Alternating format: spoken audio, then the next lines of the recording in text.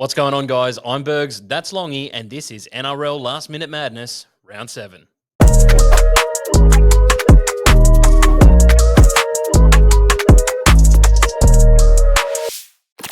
What's happening, guys? Bergs and Longy here from The Casual Athlete, back to hit you again with our Last Minute Madness. We go through our tips, our fantasy analysis, and some big predictions via the TBC Live app that you can download in the description below. But before we get into that, guys, just a reminder to like and subscribe to the channel. We bring out so much content each and every week, and we'd love to see your likes and comments on all of our videos. Let us know what you want us to come up with next. Longy, mate, you've been getting some pretty good upsets in the last couple of weeks. It's shocking, I think, everyone. How are you doing it? Is my answer there. Man, I see you're wearing your flannel this week as well. Are you turning into a bit of a Kyle Flanagan guy? I'm more of a Shane Flanagan guy, I'd say. But look, I just like an upset, right? I take an upset here and there, and I'm going to be doing it again this week. Mm-hmm. And that first game is probably a good segue, right? Yes. So Dolphins v Panthers. Dolphins at home. Dolphins is a 4.6 point tip. So 4.6 versus 1.3. Only 20% of people are going with the Dolphins. I can't turn that down. I just think the Dolphins they're solid. Penrith, look, I'd expect Penrith to win, but for 1.3 versus 4.6, it's such a big difference. I have to go for the Dolphins. Yeah, it's really difficult for me to get on Penrith right now, but it's about when they break the streak, right? No one thought they'd lose 2 in a row. No one thought they'd lose 3 in a row. Now it's up to 4 in a row. Will they lose 5 in a row? We hope so. Yeah, everyone who's getting on the Dolphins this week would definitely hope so. The big matchup that I'd like to highlight for this game, though, is that Blaze Talangi is back into the team this week, and he will be paired up with Scott Sorensen on that left side, taking on Tom Gilbert and Katoa.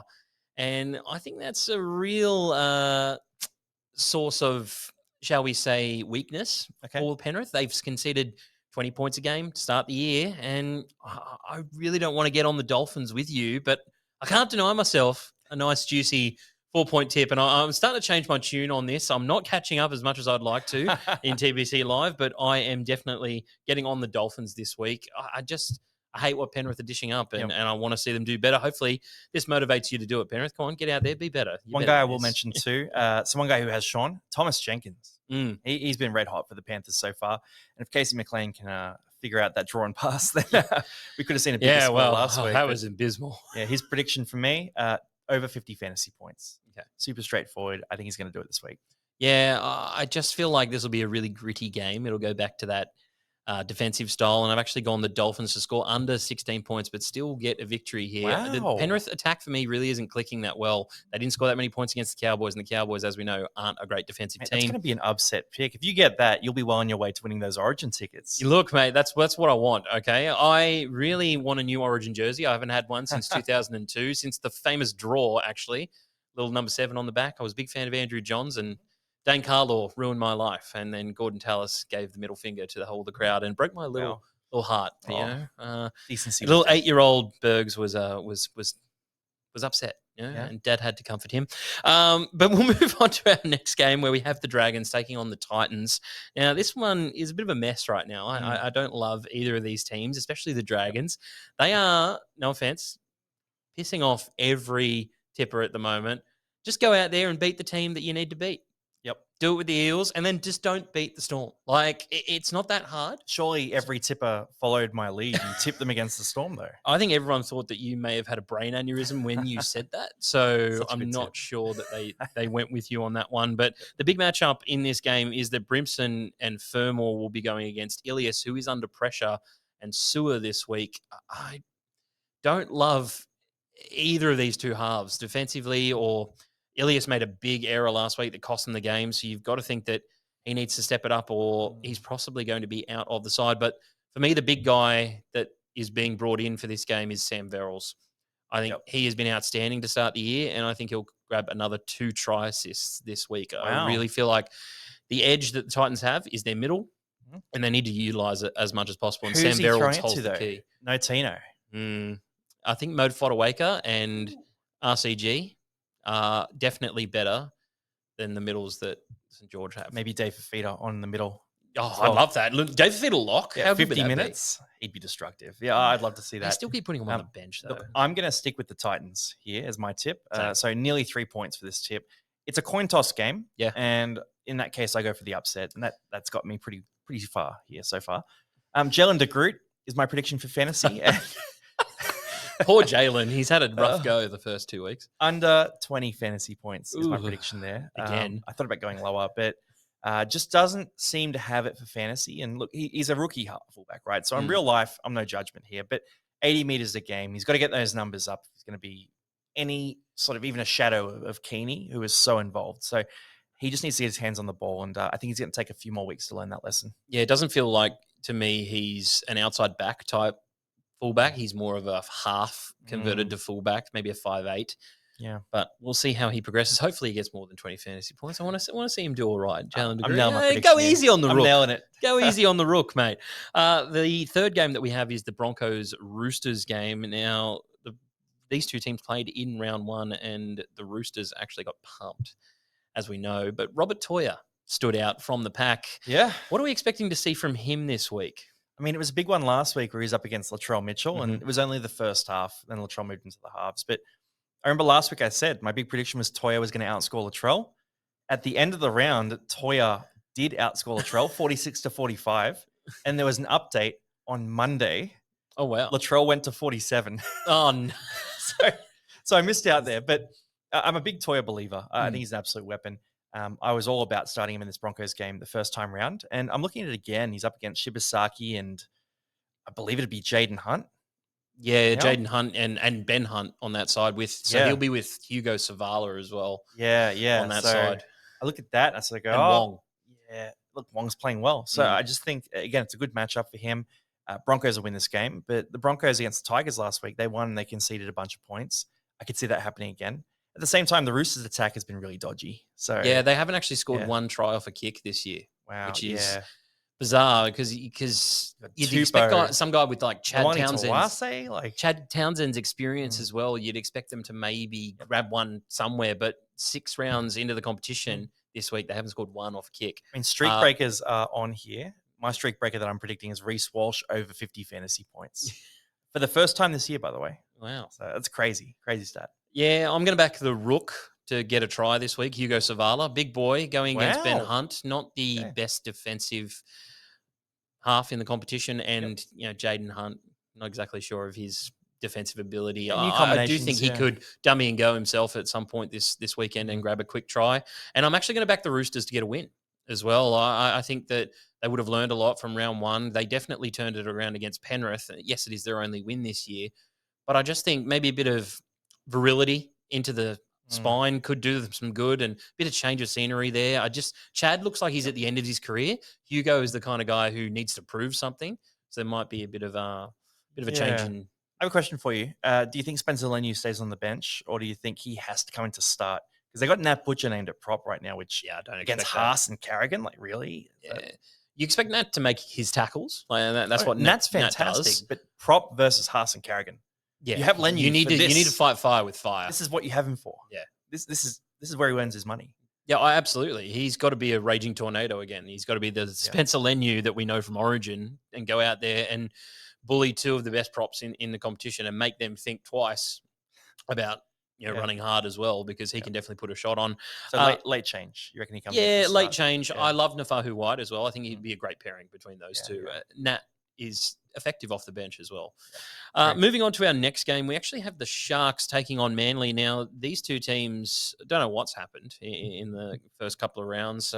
Manly seemed to be really good at home, although they got hammered last week at Four Pines by the Storm. And then the Sharks, they've just been a bit disappointing. And for two teams that you expect to be, at least in all analysts' mind, 2 top 4 potential teams, there's always a caveat that comes with that. It seems like for the Sharks, it's mental stability. They seem to be really put off their game quite easily. And then with the Seagulls, it's always, is Turbo fit? And he's never fit. So I just wonder, for these two teams going against each other, it's over in Perth as well, so Sharks don't get the home ground advantage. I'm really torn on who to go here. Do you have an idea of who's going to win this game? Because it's bizarre to me. It's a tough one. So the Sharks haven't been great lately. Manly without Turbo, Leo Hopewadi is good. He's really good. I think he's getting a little overhyped right now. I think he's played very solid footy, and he's an NRL fullback, but people are acting like he's playing like he's going to earn a Blues jersey, which to be honest, he could on the wing, but he's not going to be the Blues fullback. So, No. anyway, look, Hopewadi, he's good. I'm flipping back and forth here. So 1.6 for the Sharks, 2.7 for the Seagulls. It's not enough to swing me one way or the other. No, it's not. And I think the Sharks bounce back in this Same. game. If Kale Iro was playing, I'd definitely tip the Sharks because he's been their best player this year. But I'm going to go Sharks bounce back, and I'm going to go Nico Hines over 60 fantasy points. He has not been the Nico that they need so far this year. And Nico's that guy. I love Nico. I think he's fantastic. And if he's going to play that loose 6 role, I'm all for it. I actually think it's a great strategy. Still got the number 7 on his back. Like, he's trying to be a 7. I don't think when he we is all now. know he's not. Trindle's doing all the kicking.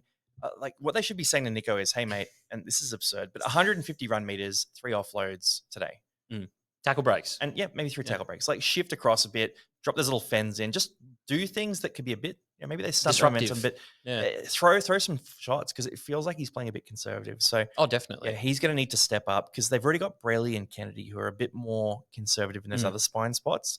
They need Nico to be that dynamic wild card who makes mistakes, but also has some absolute haymakers in him. Yeah, definitely. And I think he's getting in the way of Braden Trindle being the best that he can be as well. So if Hines can definitely, as you said, get on board with a bit more of a clear game plan because it looks a bit sporadic right now, then I think they can definitely get over the hump this week. You're tipping them as well? Yeah, I'm going with the Sharks as well, but I will back Amole Olakau'atu to grab a double. I don't love Wilton, Trindle, and Hiroti defending together. I know last week it was pretty good, but it was the Raiders. Like, I think Amole this year has shown that he's ready to take that step up, really hungry for that Blues jersey. Don't know if he'll get it. I mean, but you say it was pretty good. Hudson Young scored 2 tries and Nicholson scored 1. So on the left side. But I'm saying the back rowers, they did well.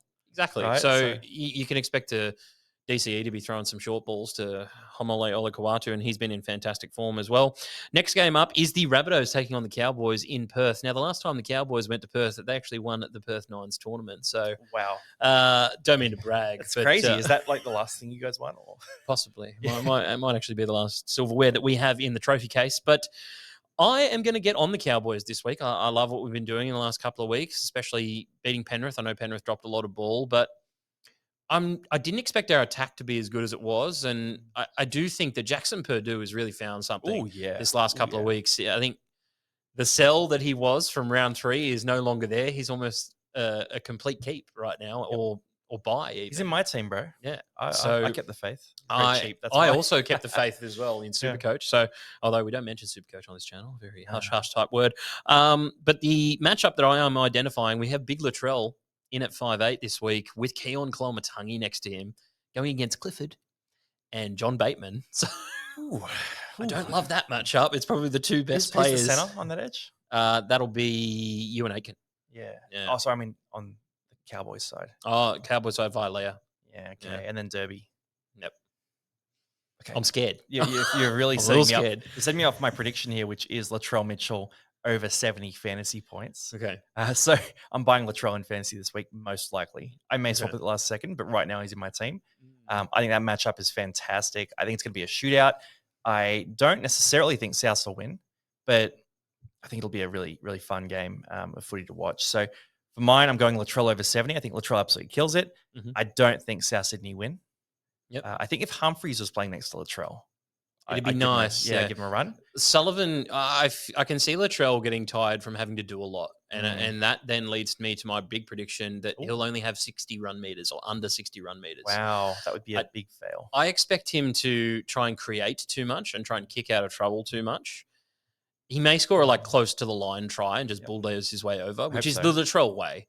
But I just don't see him running the ball too much because one thing we know about Latrell, he's got a big ego, and I think sometimes he thinks that he can beat people with a pass or a quick tackle break as opposed to charging and running at the line sometimes. I reckon he kills it.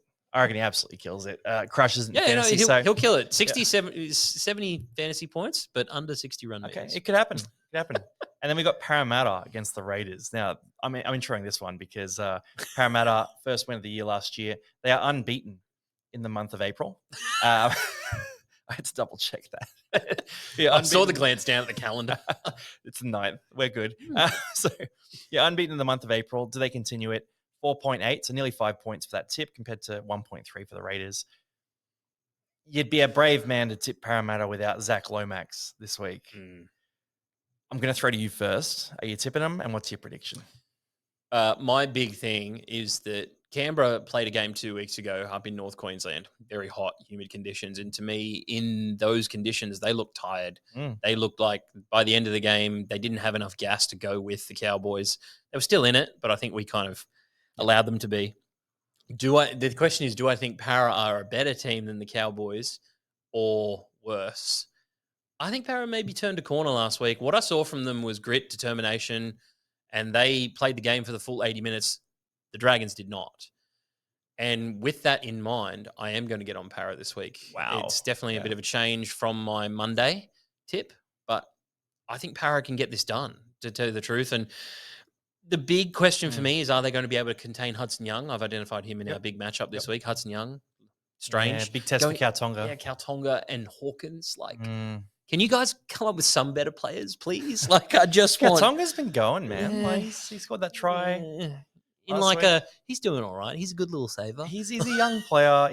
I'd keep him over Sean Lane. I think he's shown a bunch. And Lane, I almost view him as a bench prop at this stage of his career. But yeah. There's comments from my father that I won't ever repeat on this show about Sean Lane. So we'll move on to my big prediction for the game, which is... Okay, I can tell you yours. You went over 60 match points.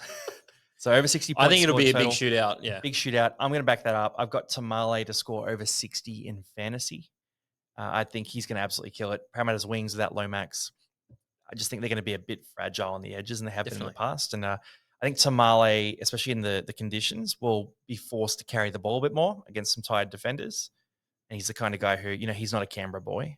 So he's not beholden to the cold weather like the rest of them are, especially the Poms that are in the team. Even the fact that he spent the whole preseason down there and doesn't matter. It's starting to change. The weather's starting to change. I'm a Tamale fan. I reckon he just needs more ball. Ethan Strange has to look up and throw it to him. But I do love Tamale quite a lot. We move on to Sunday's games where we have the Storm taking on the Warriors. Now, for me, this is a big do or die clash as we cast our minds back to last year where the Warriors, they had it. They had that game. Xavier Coates scored that amazing try to keep the streak going.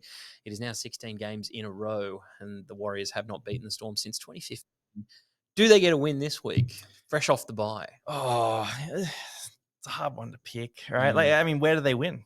That's kind of my first question. And you got Jerome Hughes back. He was doing it effortlessly last week. He looked so good. Had an early rest. Yeah, played 60 minutes, but it just felt like whatever he did turned to gold. And then Cam Munster, sort of hit and miss involvement, but when he was involved, was super effective as well. Yeah, and Pappenhausen's just there to finish everything. Didn't have to do much in that game. Yeah, and he got a cork, I think, is the only reason he went off. A lot of people saying hamstring. It was a cork. Yeah, so. But what I'm saying is that Harry Grant as well, he's playing at 20% right now in terms of his intensity. Another frustrating fantasy pickup this year. It's a struggle. But what I'm getting at is they've all got so much in the tank they can whip out.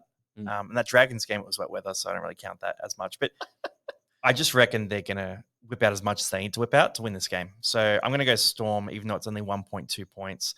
Warriors at 5 points is very, very tantalizing. But I'm just going to say Jerome Hughes, over 60 fantasy points. They get it done.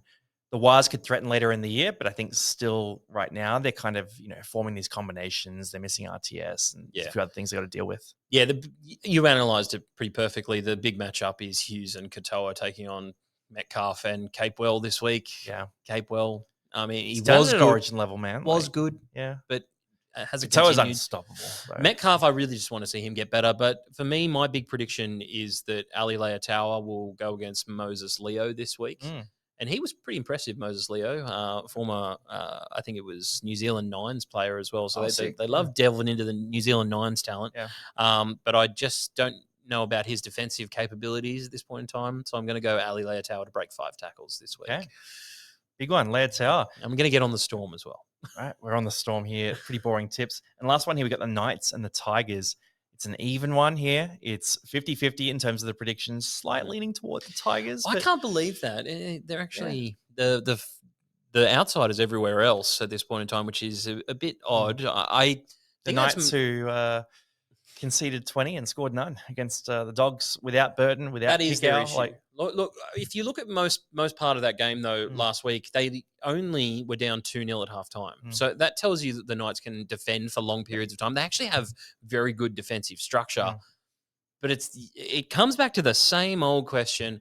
Are their halves good enough? And the answer is no. Like it is a plain no Mm. right now. And I just think that the Tigers are going to be able to score more points and threaten quite a lot. They've threatened a few teams this year, and I am backing them to score a try in the last 5 minutes to win the game this Wow. week. That's actually my big prediction for the Wow. game. And Kyle McCarthy is going to have a nightmare of a day trying to contain Jarrell Skelton.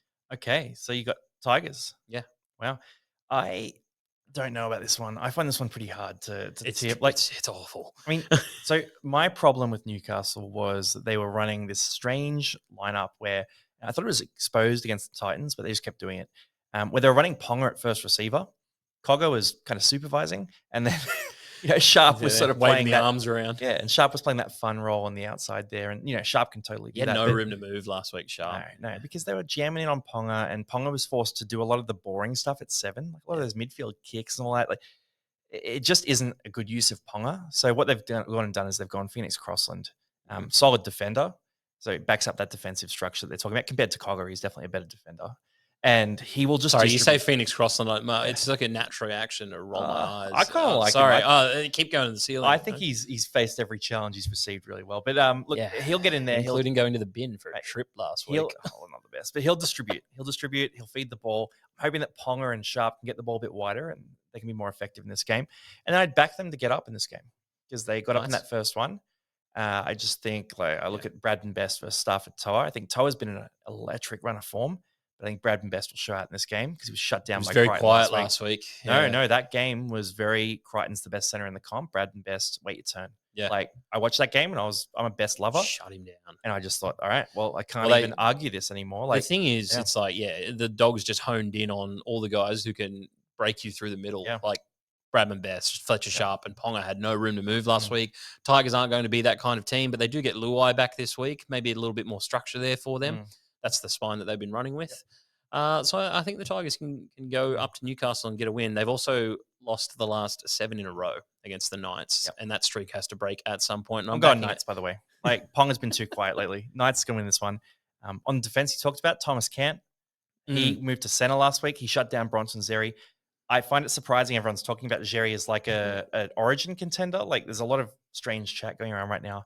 I think he's a great club player. I don't think he's at that origin level at all. It's Andrew Johns. Andrew Johns talks. Thomas Cant moved to center and shut him down. Like, he was fantastic. 3 forced errors for Cant. I think Cant pumps out 60+ fantasy points this week and rewards his owners. Yeah, I love Cant as well. I hope he can manage to get a spot in the team full time, but I'm just not seeing a full-time role eventuate for him there. They love Frizzell. They love Kuipers Paul. They love Dylan Locke. Lucas. Locke would be the ideal position, maybe Frizzell bench, short bursts. I think that'd be a good idea. But guys, that is it for our last minute madness this week. I hope you enjoyed it. Make sure that you like and subscribe to the channel and download the TBC Live app in the description below. We are on it all weekend long, joining in on all the banter. I'm Bergs. That's Longy, and we'll catch you next week.